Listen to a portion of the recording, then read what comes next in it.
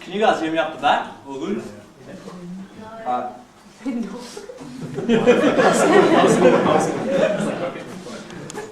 Alright, so I'm not going to inspire anyone, just here to waste your time. My background, so I did alright. I graduated from the lowest ranked school in New South Wales. 2009, so I'm pretty proud of that. Probably my best accomplishment. From there I went over to the Australian Defence Force Academy, and there I've done 3 years of civil engineering, and graduated there last year. It's a funny system, and this year started second class at the Royal Military College of Australia. I've finished second class, and now end of next week I'll go over and do 6 months, and if everything goes to plan, 10th of December, I'll hopefully be a lieutenant in the Australian Army.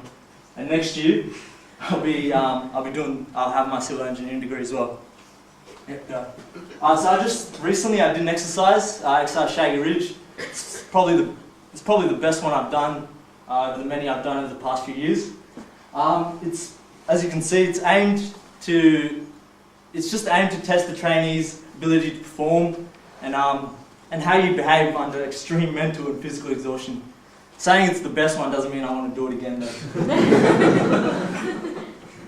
So just in a nutshell, it's a surprise exercise that can spring on you at any time of the year, and they don't tell you how long it's going to go for, how much food you're going to get, and just what you're going to do. So in my case, I was lucky I only had to do it for 96 hours, and in that 96 hours, as you can see, marched about 110 kilometres, doing simultaneous activity.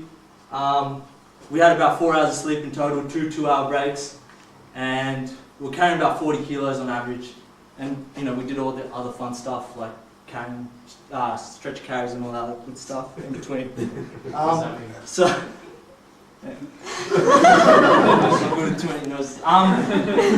yeah, the concept of food and sleep deprivation. Food deprivation is weird, but sleep deprivation isn't that foreign out in the field. But what's challenging about this is the fact that you don't know when this fun is going to end, and when you actually, you can see yourself just fatiguing. You can feel your words slurring slowly. You just don't know what's going on, and you're just not sure when it ends. So that's the challenging part. After about, I'd say 36 hours, we didn't really have watches on us, so after about, just say it's 36 hours, the trees started looking like people, rocks started looking like people sitting down, logs started looking like people lying down. One of my friends, we were marching along, he thought he saw his dad, but he thought he saw his dad on a ride-on lawnmower driving past. So, funny things happen. Yeah, thanks. Alright, so a big thing I learned from this one, and I'm going to attribute it to PX2, was the power of visualization. So, specific to me, right? So I had my second lead about 72 hours into the exercise. We'd had about 2 hours of sleep by now.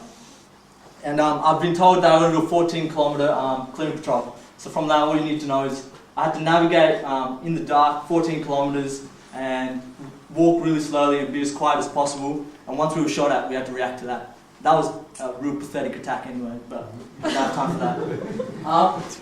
But what I found myself leaning a lot on was I'd never been this lethargic in my life. Not just myself, but no one else wanted to be there at that point in time. So how do you lead, or how do you energize such a group of people where everyone's just like, nah, don't want to do this? I found myself leaning on a picture that just Beard got me to draw 3 years ago. And he got us to draw a picture of where we wanted to be in 5 years' time. So doing the maths, it's where I wanted to be in 2 years from now. And I don't even know why I got a picture of myself sleeping. I should have had a picture of what it was. But it's, in a nutshell, it's just stick figures and everything. But it's just me with 2 pips on my shoulder, being a lieutenant in the Australian Army. And it wasn't just specific to this exercise. I've been leaning on it a lot over the past 3.5 years, having a lot of fun. So it's a powerful tool. And speaking of Manu, I think last week, it doesn't have to be pictures. It can be what you write down and the feelings you associate with what you've written down. So that's a big thing I got out of PX2. And yeah, I don't know, I guess you guys, it might be boring at times, but there's always one or two key things that you can pick up that may not seem relevant now or on Sunday, but in 6 months' time, when you get that letter back to yourself, it'll seem pretty powerful. Alright, so this is, I'll just give you another one on a personal note of just my experiences over the last 3.5 years coming out of Glenwood, which is just up and up India, where people do have ambition.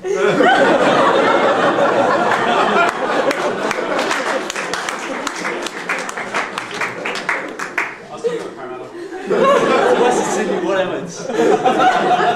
Right.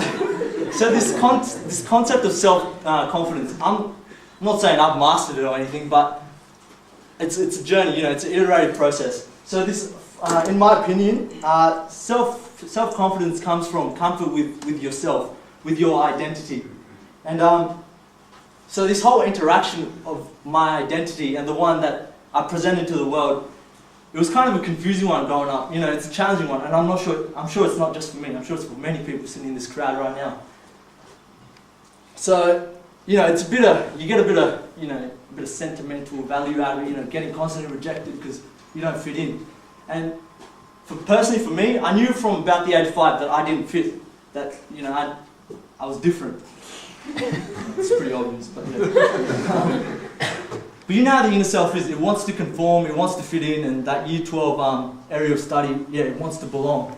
It needs to belong. So, this was a huge challenge for me, and then as I progressed over to the army, surrounded by just white alphas, all about sport and drinking, and I won't talk about that because it's camping and all that. But I found it's a very challenging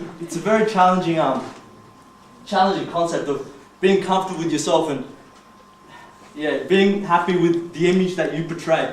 And I'm not happy with where I'm at the moment. It's still going, but what I wish I'd had done is I'd addressed this earlier. Like, it really came to my attention when I went to NSLF with Subjob. And if I'd done it earlier, I think I could have addressed some issues.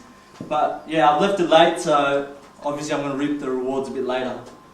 But you know, there's that fine line. You can't be too much of a fob, and then you can't be too much of an Oreo brown on the outside and white on the inside. But yeah, next. I don't know.